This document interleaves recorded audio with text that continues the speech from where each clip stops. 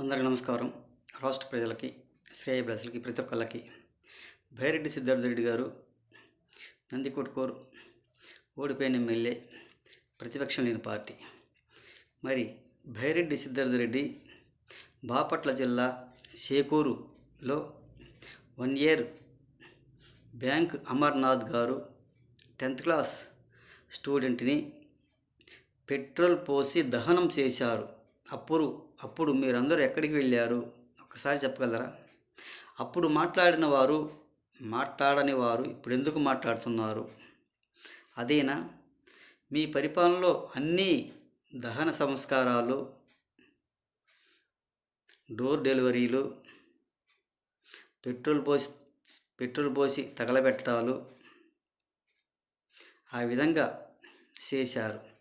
ఈరోజు అంతా మీరు కల్పన చేసుకుంటూ మీకై మీరు రెచ్చగొట్టే వ్యాఖ్యలు చేయటం తప్ప అంతా వత్తది, అంతా బూటకం మాటలు మాట్లాడుకుంటూ మీరు కాలం గడుపుతుంటారు. మరి బ్యాంక్ అమర్నాథ్ గారిని అప్పుడు పెట్రోల్ పోసి చంపినప్పుడు ఏం చేస్తున్నారు? అప్పుడు అడగలేదు కదా మీరు. ఇప్పుడంతా కట్టుకుంటూ ఉత్తత్త మాటలు మాట్లాడుకుంటూ ఉంటారు. ఒక్కసారి చెప్పండి బాలరాజు గారు,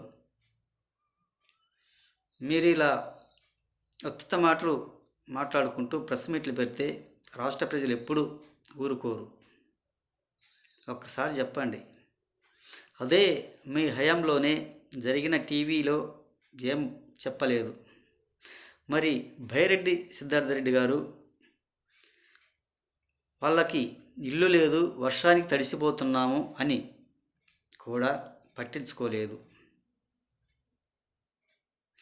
మరి వాళ్ళ ఎస్సీ కాలనీలో మరి ఎందుకు మాట్లాడలేదు? ఏం పనిగా మాట్లాడలేదు? ఇప్పుడు ఎందుకు మాట్లాడుతున్నారు? మీ ప్రభుత్వం హయాంలోనే కదా. అప్పుడు ఇల్లు లేక తడిసిపోతున్నాము, ఎండలకు ఎండుతున్నాము, వానలు తడిసిపోతున్నాము, మాకు బిల్డింగ్లు వేయండి మహాప్రభు అంటున్నా కానీ మీరు పట్టించుకునే పరిస్థితికి వచ్చారు. ఈరోజు మీరు ఏం మాట్లాడుతున్నారో అర్థం కాని పరిస్థితి. బాలరాజు గారు, ఒక్కసారి చెప్పండి. ఏది ఏమైనా ఆ ఎస్సీ కాలనీ వాళ్లకు కొంచెం సహాయం చేయమని లబోదిబోమని మొత్తుకుంటున్నా కానీ మీరు పట్టించుకొని పరిస్థితికి వచ్చారు.